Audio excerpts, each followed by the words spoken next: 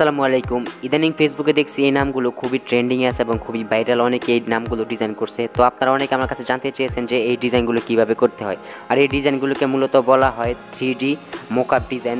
তো আজকের এই ভিডিওতে আমি আপনাদের দেখাবো যে কিভাবে আপনারা খুব সহজে এই ডিজাইনটি করতে পারবেন। তার জন্য আপনাদেরকে অবশ্যই পুরো ভিডিওটি দেখতে হবে। আর তার আগে আপনাদের চলে যেতে হবে আমাদের ভিডিওর ডিসক্রিপশন বক্সে, সেখানে একটি পিএইচডি ফাইলের লিঙ্ক দেওয়া থাকবে। আপনারা সেখান থেকে পিএইচডি ফাইলটি ডাউনলোড করবেন। আর আমাদের প্রয়োজন পড়বে আমাদের সবার পরিচিত পিক্সেলল্যাব এই অ্যাপটি। তো সব কিছু কমপ্লিট হয়ে গেলে তো চলুন চলে যাই মূল টিউটোরিয়ালে।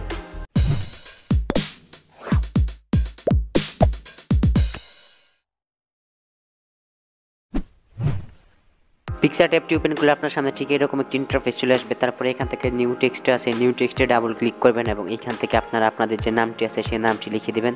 তারপরে এখান থেকে আশা করি বাকি যে কাজগুলো আছে এখানে আপনার পছন্দ মতো কাস্টম ফন্ট অ্যাড এবং বিভিন্ন ধরনের পিএনজি এবং এখানে মাত্রালতা অ্যাড করে আপনার নামটাকে আপনি আপনার পছন্দ মতো করে ডিজাইন করে নেবেন।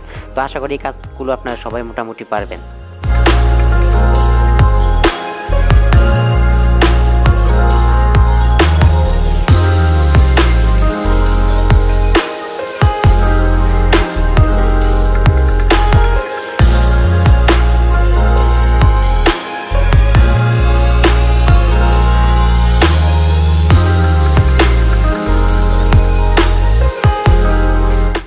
তো ডিজাইন করা কমপ্লিট হলে এবার এখান থেকে আপনারা চলে আসবেন সরাসরি অপশনে এবং এখান থেকে ট্রান্সফারেটে ক্লিক করবেন এবং এখান থেকে সেভ এস ইমেজ এই অপশনে ক্লিক করে এখান থেকে আলট্রা সিলেক্ট করে এটাকে আপনারা পিএনজি মোডে সেভ করে নেবেন।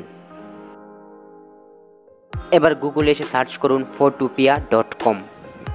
ওয়েবসাইট ওপেন করার পরে আপনার সামনে ঠিক এরকম একটি ইন্টারফেস চলে আসবে। দেন এখান থেকে ফাইল এই অপশনটাতে ক্লিক করবেন এবং এখান থেকে ওপেন Ctrl+O এটাতে ক্লিক করে দিবেন। তারপরে এখান থেকে আপনার ফাইল ম্যানেজারে ওপেন হয়ে যাবে এবং এখান থেকে আপনার ডাউনলোড করা পিএইচডি ফাইলটি দেখতে পাবেন। এটা আপনারা সিলেক্ট করে ইম্পোর্ট করবেন। ফাইলটি ইম্পোর্ট করা হয়ে গেলে ইমপ্রেশনে এরকম একটি ইন্টারফেস চলে আসবে। দেন এখান থেকে আপনারা একটি লেয়ার অপশন পেয়ে যাবেন, এটাতে ক্লিক করবেন এবং ইউ টেক্সট যে অপশনটা আছে এখানে হোয়াইট অংশটাতে ডাবল ক্লিক করে দিবেন। তারপরে এখান থেকে যে আইকনটি আছে এইটাতে ক্লিক করে দিবেন। তারপরে এখান থেকে এটাকে লেয়ারটাকে ক্লোজ করে দিবেন। তারপরে এখান থেকে আবারও ফাইল যে অপশনটি আছে ফাইল অপশনে ক্লিক করবেন এবং এখান থেকে ওপেন অ্যান্ড প্লেস এই অপশনটাতে ক্লিক করবেন এবং এখান থেকে আপনারা পিক্সেলল্যাব থেকে যে ফটোটি একটু আগে সেভ করেছিলেন সেটা ইম্পোর্ট করবেন।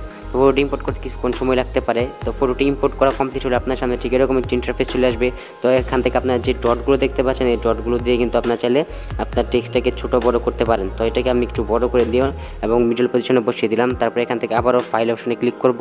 দেন এখান থেকে সেভ স্মার্ট অবজেক্ট অপশনটায় ক্লিক করে দেব।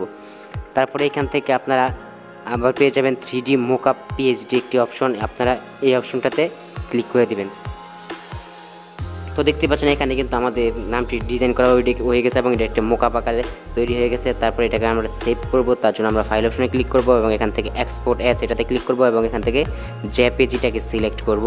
তারপর আমার সামনে ঠিক এরকম একটি ইন্টারফেস চলে আসবে। দেন এখান থেকে আমরা কোয়ালিটিটাকে 100% করে দেবো, যে 100% করা না থাকে। তারপরে এখান থেকে জাস্ট সেভ অপশনে ক্লিক করে এটাকে আমরা ডাউনলোড করে নেব। ব্যাস, কাজ কমপ্লিট।